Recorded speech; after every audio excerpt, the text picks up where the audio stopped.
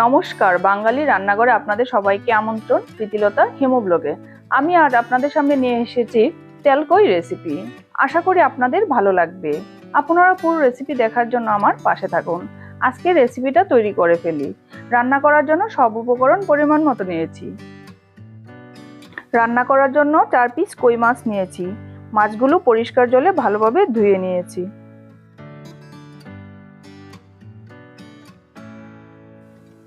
মশলা paste করার জন্য মাঝারি সাইজের টমেটো কুচি, হাফ ইঞ্চি আদা কুচি, দুটো শুকনো লঙ্কা, হাফ চামচ জিরে, গোটা জিরে দিয়ে পেস্ট করে নেব। চুলার আঁচ অন করে দিয়েছি, প্যান গরম হয়ে গেছে। প্যানে আমি 3 চামচ তেল দিয়ে দেব।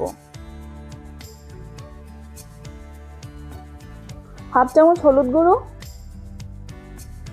1 চিমটি লঙ্কা গুঁড়ো, স্বাদ মতো নুন দিয়ে মাছগুলো মেখে নেব। ঝাঁঝে গন্ধে পাতাবো কই, আজ বানাবো তেল কই। মাছ মাখানো হয়ে গেছে। তেল গরম হয়ে গেছে। মাছ ভাজি করার জন্য প্যানে মাছগুলো দিয়ে দেব।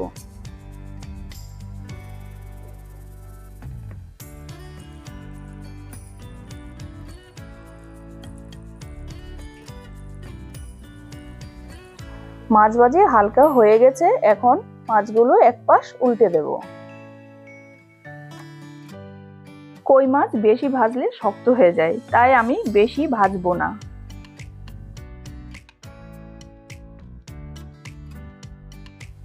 মাছ ভাজি হয়ে গেছে।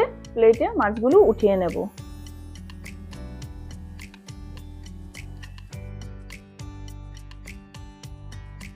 মাছ ভাজির একই তেলে বাকি রান্নাটা আমি করে নেব।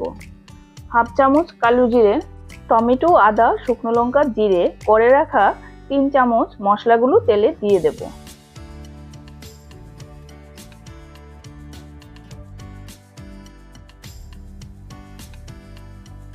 হাফ চামচ হলুদ গুঁড়ো, 1 চামচ লঙ্কা গুঁড়ো, 4টা চেরা কাঁচা লঙ্কা, স্বাদ মতো নুন,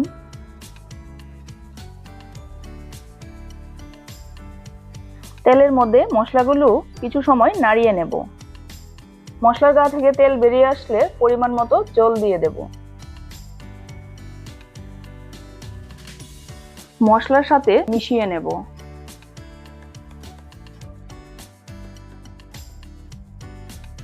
খুব সুন্দর রং বেরিয়ে এসেছে। ফুটে আসলে মাছ ভাজিগুলো দিয়ে দেব।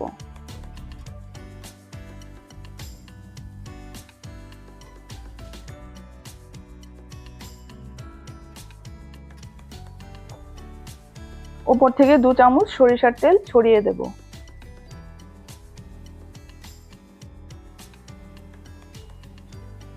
তেলটা উপরে ভেসে থাকে। তেল কই কিন্তু খুব একটা বেশি ঝোল হয় না, এটা হালকা গামাখা ঝোল থাকে।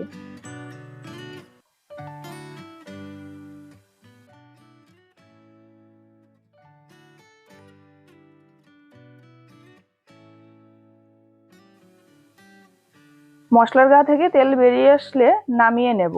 তেলকই রেসিপিটা হয়ে গেছে। নামিয়ে পরিবেশন করে নেব। তেলকইয়ের রেসিপিটা গরম ভাতের সাথে খেতে খুব সুস্বাদু লাগবে।